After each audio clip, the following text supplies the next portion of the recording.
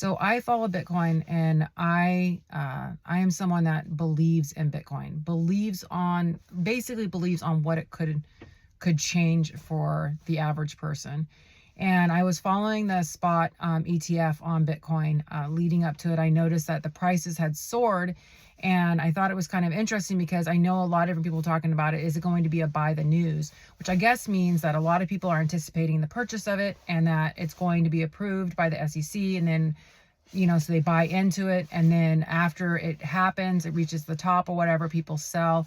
And some people will sell and they take profit, right? So they'll accumulate, they sell off, they take profits. They might not sell all of it, but they sell off.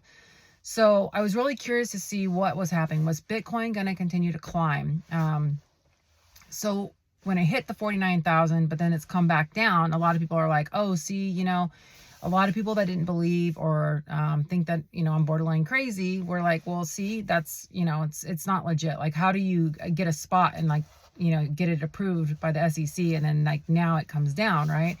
So I've been trying to figure that out because, again, I'm just an average person. I have a blue collar job. I have kids. I am not tech savvy at all.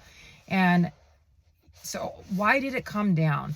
So there's been some different factors that seem to be behind the fact that it came down.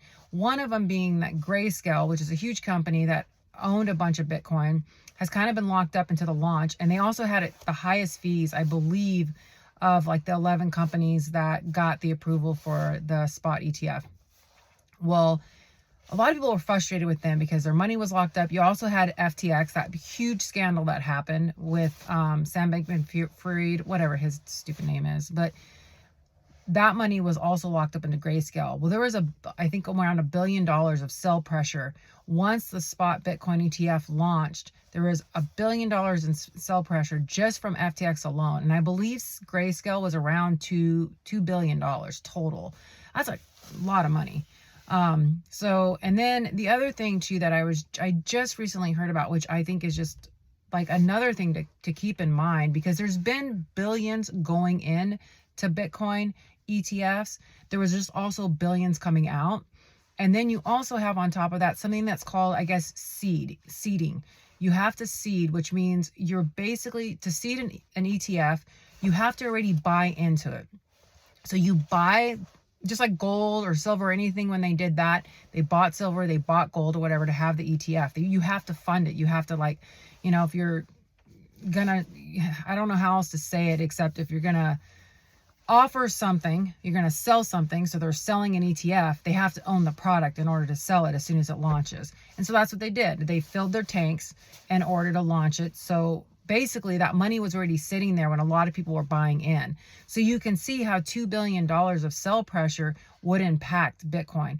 And then the other thing too that a lot of people aren't aware of or don't understand is that you have people that have downloaded it onto cold storages and they're holding it, and there is a significant amount. I mean, I don't know the numbers off the top of my head, but people that strongly believe in Bitcoin, they're not using an ETF.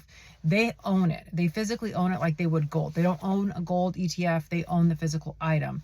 And the same thing with Bitcoin. They buy it, they download it onto a cold storage, which I like to refer to as just like a jump drive. You're just keeping it on your personal property. So same thing, if your computer were to get hacked, or your files, or you have a fire, at your house or anything like that, and you lose that information, you have it on a hard drive and you keep it in a safe, or you keep it wherever you need to.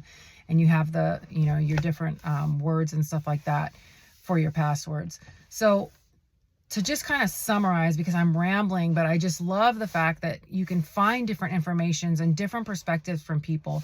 And I am a huge believer in decentralization and the different things that Bitcoin offers in regards to that.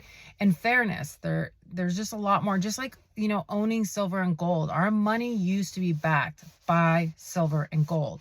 And I didn't, I've heard that, Rich Dad, Poor Dad, he talks about all the time, he holds up gold and silver and he says, why would anybody not own this, but own paper? Well, think about it. If you were to rip one of your bills, dollar bills, rip it up, and you were to take a piece to the bank or a piece to the checkout line and try to use a piece of $1, they're going to look at you like you're crazy, because it doesn't have value unless it's all together. And even when it's all together, it is still losing value daily.